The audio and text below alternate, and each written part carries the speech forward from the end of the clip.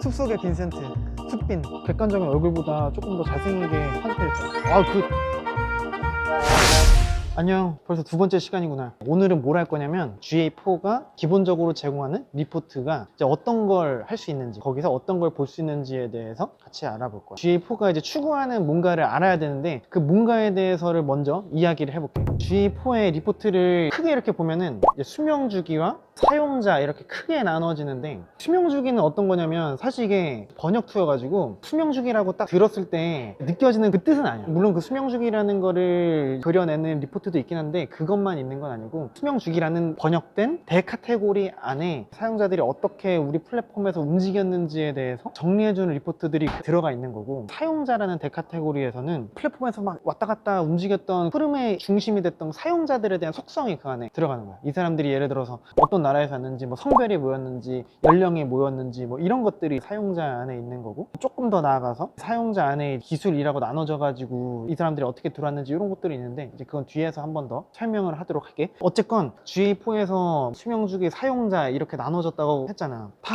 유저한테 초점이 맞춰져 있다라고 볼 수가 있거든. 유니버설 GA랑 가장 차별화되는 포인트야. 그러면 유니버설 애널리틱스, 그러니까 이전 구글 애널리틱스와 GA4에 대해서 어떻게 구성이 다르냐에 대해서 물어봤었어. 일단 유니버설 애널리틱스에서는 어디서 왔는지, 사용자들의 속성이 뭔지도 물론 나오지만, 또 중요하게 보는 것 중에 하나가 이 플랫폼에 있어서 어떤 페이지를 방문했는지, 이 플랫폼을 기준으로 해서 이제 어떤 전환이 많이 발생을 했는지, 이런 것들이 많이 보여지는 거야. GA4 새로운 버전에서는 이 플랫폼이 뭐 어쨌는지 저쨌는지는 크게 중요하지 않아. 이 플랫폼들을 이용한 사람들에 대해서 정리한 리포트들이 많이 나와 있다. 그게 가장 큰 차이라고 볼 수 있어. 쇼핑몰을 예를 들어서 설명을 해볼게. 요즘에는 홈페이지랑 어플리케이션을 동시에 운영하는 쇼핑몰이 굉장히 많단 말이야. 그러면 데스크탑에서 홈페이지에서 쇼핑을 하다가 이동 중이거나 이럴 때도 추가적으로 그 상품이 생각나면 어플리케이션을 켜가지고 이어서 쇼핑을 하고, 마지막 결제하기 전에 회사 노트북 켜가지고 다시 한번 좀 훑어보고, 이런 경우들이 많잖아. 똑같은 회사의 플랫폼인데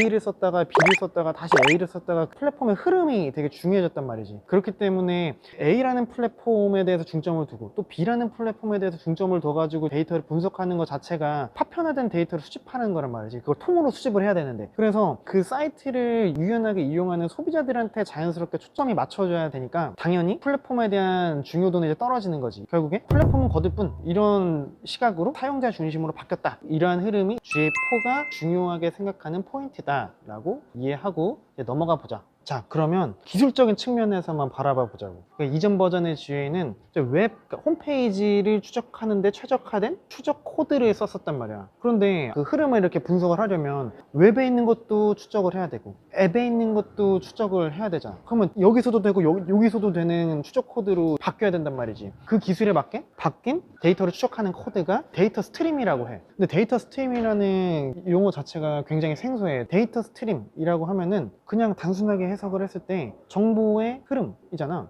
여기서도 아까 얘기했던 GA4의 취지가 나오는 거야. 앱이나 웹이나 그런 흐름이라는 거를 데이터 스트림이라는 추적 코드를 활용해 가지고 분석을 하고 그걸 리포트를 하겠다라는 것이 기술적인 측면에서 GA4 리포트의 중점적인 취지다. 자, 그러면 이제 리포트에 대해서 알아볼 건데, 대략적으로 리포트가 어떤 식으로 조금 더 구분이 되어 있는지 설명을 하고 실습으로 가는 게 좀 편할 것 같아. GA4의 대카테고리는 수명주기와 사용자 이렇게 나누어진다라고 했잖아. 이 수명주기는 또 어떻게 나눠지냐, 수명주기라는 대카테고리에서 획득, 참여도, 수익, 창출, 유지 이렇게 한 단계 이렇게 더 나눠지게 되는데, 획득 같은 경우에는 사용자가 웹이나 앱에 어떤 식으로 들어오게 되는지, 참여도는 들어온 사람들이 내가 원하는 행동을 얼마나 많이 발생을 시켰는지에 대한 리포트인 거고, 수익 창출은 말 그대로 그냥 수익 창출. 지금 뭐 아직까지 막 구체적으로 만들어진 그 데모 계정은 없지만 광고 수익이라든가 이제 매출이 어느 정도 발생했는지 이런 게 쪽에 나타나게 될 거고, 마지막으로 유지는 신규 사용자라든가 재방문자라든가 특정 그룹 단위로 얼마나 오랫동안 우리 서비스를 꾸준히 이용을 했는지 이런 부분이 나타나는 거고, 사용자에서는 인구 통계, 기술 이렇게 두 가지로 나눠져. 인구 통계는 뭐 어떤 나라에서 들어왔는지, 이 사람들의 나이가 어땠는지, 성별은 주로 어떤지, 이런 데모그래픽 관련한 속성들이 그 안에 쭉 정리가 되는 거고, 기술 같은 경우에는 어떤 기기를 들어왔는지, 운영체제가 뭐였는지, 그 기기의 버전이 뭐였는지, 이런 부분들이 정리가 되게 돼 있어. 정리를 하면은 수명주기에서는 획득, 참여도, 수익 창출, 유지, 사용자에서는 인구 통계, 기술, 이렇게 6가지의 중 카테고리들이 있는데, 이것들은 이제 백문이 불여일견이라고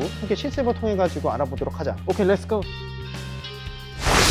이부터 실습을 시작할게. 여러분 이제 구글 데모 계정에 들어오면 되고, 나는 구글 데모 계정이 아니라 내가 관리하는 다른 계정으로 들어왔어. 왜 그러냐면 구글 데모 계정에서는 이제 인구 통계 데이터가 설정이 안 돼 있어가지고 내가 보여주고 싶어도 보여줄 수가 없거든. 그래서 내가 그냥 다른 계정에 들어왔다는 것만 참고해가지고 인구 통계만 빼고 이제 따라와주면 좋을 것 같아. 옆에 보면 아까 얘기했듯이 획득, 참여도, 수익 창출, 유지, 요 수명주기 밑에 이게 4가지 카테고리가 있고, 이제 사용자 카테고리 안에 인구 통계 기술, 이렇게 6개의 중 카테고리들이 있는데 이거를 함께 알아볼 거야. 여기 획득에 먼저 들어가 보자. 사용자 획득과 트래픽 획득이 있는데, 이 사용자는 말 그대로 유저 단위로 카운팅을 하는 거고, 트래픽은 트래픽 단위로 이제 수집을 한다라고 생각하면 돼. 내가 오늘 한번 들어가고 그리고 내일도 또 들어갔다라고 하면은 사용자는 1명인데 트래픽은 2번인 거잖아. 그걸 나눠가지고 데이터를 수집하고 있다라고 보면 돼. 그러면 여기에서 트래픽 획득을 대표로 한번 같이 들어가 보자. 들어가면 이런 식으로 데이터가 나오게 되는데, 여기 날짜는 지난 28일, 약 한 달 정도 데이터들이 모여지고 있고, 페이스북을 통해 들어왔다, 구글 광고를 통해 들어왔다, 네이버 브랜드 검색을 통해 들어왔다, 이런 식으로 내가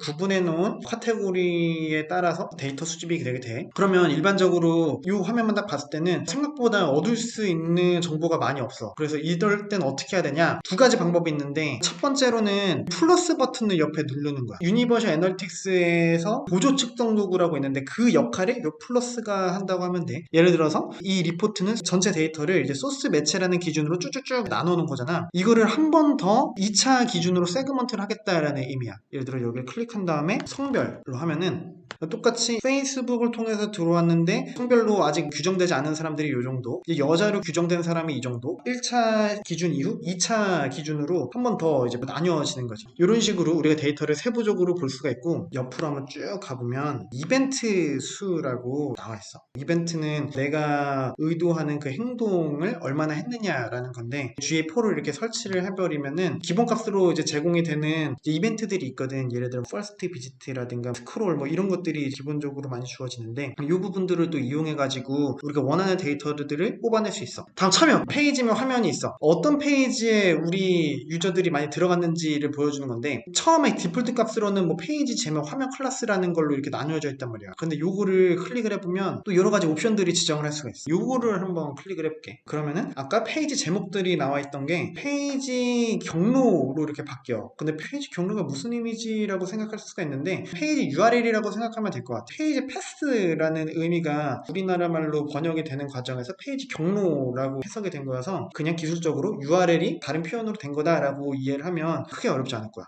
페이지 경로, 페이지 URL이 이런 데들을 많이 방문했구나라는 걸 알았어. 근데 여기에서 이제 랜딩 페이지로는 어디로 방문한지 알고 싶다. 만약에 내가 메인 페이지로 들어왔다가 상품 페이지 봤다가 다시 메인 페이지 보면 메인 페이지는 2번이고 상품 페이지는 1번이잖아. 그런데 그게 아니라 랜딩 페이지 기준으로 했을 때 데이터만을 알고 싶다. 뒤쪽에 있는 상품 페이지 다시 돌아온 메인 페이지 이거 다 필요 없다. 처음 페이지만 알고 싶다라고 했을 때는 뒤에 있는 이벤트 쪽을 좀 활용할 수가 있어. 여기 아까 얘기했던 이벤트, 요거를 클릭한 다음에 세션 스타트, 요거를 지정을 해주면 방문했던 페이지 URL은 이제 요런 페이지들인데, 우리가 이벤트, 즉 처음으로 들어온 랜딩 페이지를 기준으로 봤을 때는 요 페이지에 2566명, 요 페이지에 176명, 이런 식으로 들어왔다라는 걸로 해석을 할 수가 있어. 유지도 아직 많이 업데이트가 되지 않아서 그냥 요런 게 있다라고만 하고 넘어갈게. 유지 쪽을 보면 신규 사용자는 뭐 요 정도가 들어왔고, 뭐 그 중에서 재사용자는 이렇게 들어왔고, 그 동지 집단 사용자 유지 보면은 1일 활성화 유저, 7일 활성화 유저 해가지고 이런 식으로 추이가 일어나고 있구나 하는 정도만 보면 되고, 여기 사용자 유지 같은 경우에는 이제 리텐션, 첫날 들어온 사람들이 만약에 100명이라면 첫날 그리고 둘째 날까지 연속으로 들어온 사람들의 비중, 세 번째 날까지 연속으로 들어온 사람들의 비중,